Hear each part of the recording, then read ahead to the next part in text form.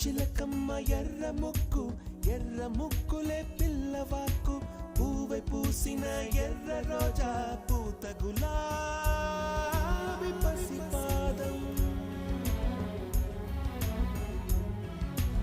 ఎర్రాని రూపం ఉడికే కోపం ఎర్రాని రూపం ఉడికే కోపం సంధ్యావర్ణ మంత్రాలు వింటే ఎర్రని పంట పాదమంటే కాంచనాల జిలుగు పచ్చ కొండ బంతి గోరంత